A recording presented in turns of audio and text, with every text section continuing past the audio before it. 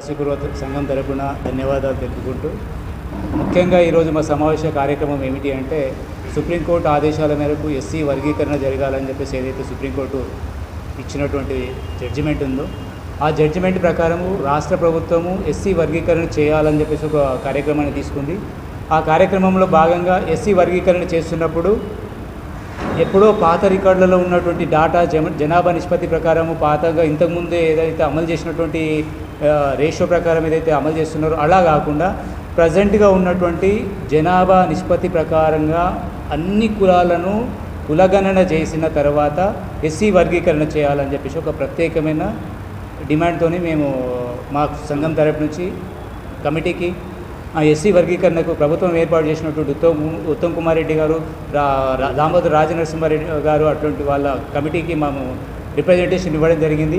ఆ రిప్రజెంటేషన్లో భాగంగానే మేము ఇక్కడ వచ్చేసి మా కుల సభ్యులను కూడా అందరినీ చైతన్యం చేస్తూ ఎక్కడైనా మన దగ్గరికి వచ్చేసి కులగణన విషయంలో అధికారులు ఎవరైనా మన సమాచారాన్ని కులగణన విషయంలో ఏదైనా ఇన్ఫర్మేషన్ అడుగుతుంటే స్పష్టంగా మదాసి కురువ ఎస్సీ అని చెప్పేసి రికార్డ్ చేసుకోవాలని చెప్పేసి, ఎందుకంటే ఇంతకుముందు కొంత కన్ఫ్యూజన్లో ఉండేసి మదాసి కురువ అని చెప్పేసి రాసి బీసీ అని చెప్పి రాసి కురువ అని చెప్పేసి రాసి బీసీ అని చెప్పేసి రాసి ఇట్లా కొన్ని తప్పులు జరిగినాయి. కాబట్టి ఈ తప్పులను మళ్ళీ పునరావృతం కాకుండా మళ్ళొకసారి ఇబ్బందులు సృష్టించకుండా ఏదైతే సుప్రీంకోర్టు డైరెక్షన్స్ ఇచ్చినటువంటి విధంగా ప్రత్యేకంగా అన్ని కులాలకు అందరికీ సమాన అవకాశాలు కల్పించేటటువంటి విధంగా దేశ సర్వోన్నత న్యాయస్థానం ఇచ్చినటువంటి ఆదేశాలను అనుగుణంగా రాష్ట్ర ప్రభుత్వం తీసుకుంటున్నటువంటి చర్యల్లో భాగంగా మా కులాలకు సంబంధించి జనాభా తమాషా ప్రతిపాదికన ఎవరికి ఎంత జనాభా ఉంటే అన్ని అవకాశాలు కలగాలనేటువంటి ఉద్దేశంతో ప్రత్యేకించి కులగణన జరిగిన తర్వాతనే ఎస్సీ వర్గీకరణ చేయాలనేటువంటి ఒకే ఒక్క అంశం మీద మేము ఈరోజు సమావేశం నిర్వహించుకోవడం జరిగింది.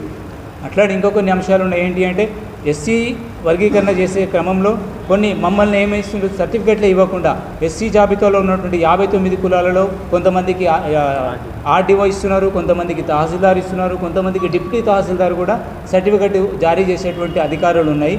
పక్క రాష్ట్రంలో ఆంధ్రప్రదేశ్లో ఆర్డీఓ స్థాయి నుంచి మదాసి కురువ సర్టిఫికెట్ జారీ చేసే అధికారం ఆర్డీఓ స్థాయి నుంచి ఎంఆర్ఓ స్థాయికి మార్చడం జరిగింది. అదే ఉత్తర్వులను మన రాష్ట్రంలో ఎందుకు మార్చకూడదు అంటే ఒక స్టేట్ ఇంతకుముందు ఉన్నటువంటి ఒకే కంబైన్డ్ స్టేట్ ఉన్నప్పుడు ఒక చట్టాన్ని ఫాలో అయిపోయినారు. స్టేట్ విడిపోయిన తర్వాత పక్క రాష్ట్రంలో అక్కడ ఉన్నటువంటి ప్రజలకు అనుకూలంగా ఒక ఉత్తర్వులను తీసుకొచ్చినప్పుడు అన్ని కూలంకుషంగా చర్చించే వాళ్ళు ఒక ఉత్తర్వులని ముందుకు తీసుకొచ్చారు. అలాంటి అంశాన్ని మనం ఎందుకు ముందు తీసుకోకూడదు? అలాంటి సేమ్ ఉత్తర్వులను ఆంధ్రప్రదేశ్లో అమలు చేస్తున్నటువంటి ఉత్తర్వులను తెలంగాణలో ఎందుకు చేయకూడదు? తెలంగాణలో కూడా ఆర్డీఓ స్థాయిలో ఉన్నటువంటి కుల ధృవీకరణ పత్రాల జారీ అధికారం ఏదైతుందో అది ఎంఆర్ఓ స్థాయికి తీసుకురావాలని చెప్పేసి మా యొక్క ప్రధాన డిమాండు. మాతో పాటు మదాసి కురువతో పాటు 57 ఎస్సీ ఉపకులాల ఆధ్వర్యంలో కార్యక్రమాలు చేస్తూ ఉన్నాము.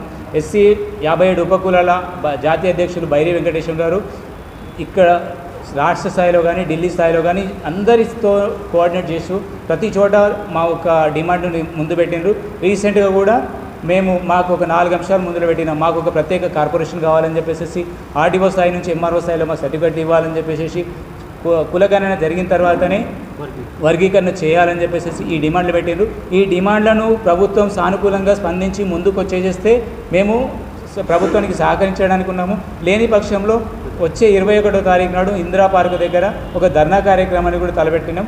ఆ ప్రభుత్వం మా యొక్క డిమాండ్లను సానుకూలంగా సావధానంగా ముందుకు తీసుకొచ్చేసి ఆ విధంగా ఆ కార్యాచరణలో భాగంగా ముందుకు వచ్చేస్తే మేము ధర్నా విరమించుకుంటాం. లేని పక్షంలో ఇందిరా పార్కు దగ్గర పెద్ద ఎత్తున ధర్నా చేయడానికి మా బైరి వెంకటేశ్వర గారు జాతీయ అధ్యక్షులు గారు పిలిపించినటువంటి దానికి ఆ ధర్నా కార్యక్రమానికి సన్నద్ధం కావడానికి మా సంఘాలన్నీ మా కులజనులందరినీ మా ఎస్సీ 57 ఉపకులాలందరినీ కూడా చైతన్యం చేసే భాగంలోనే ఈరోజు కార్యక్రమం చేస్తూ ఉన్నాము. మీ ద్వారా మేము కోరుకునేది ఏంటంటే మేమేమో గొంతెమ్మ కోరికలు ఏం కోరట్లేదు. ఉన్నటువంటిది జనాభా తమాషా ప్రాతిపదికన మా కులగణన జరగాల, ఎస్సీ వర్గీకరణ జరగాల. ఇంతకుముందే ఎలక్షన్ మేనిఫెస్టోలో ఇచ్చినట్టు ఎస్సీ ఉపకులాలకు ఒక సపరేట్ కార్పొరేషన్ ఏర్పాటు చేస్తామని అన్నారు. ఆ ఎలక్షన్ కమిషన్లో వీళ్ళ మేనిఫెస్టోలో మెన్షన్ చేసిన విధంగా మాకు ఒక ప్రత్యేకమైనటువంటి కార్పొరేషన్ ఏర్పాటు చేయాలని చెప్పేసి మేము కోరుకుంటున్నాం.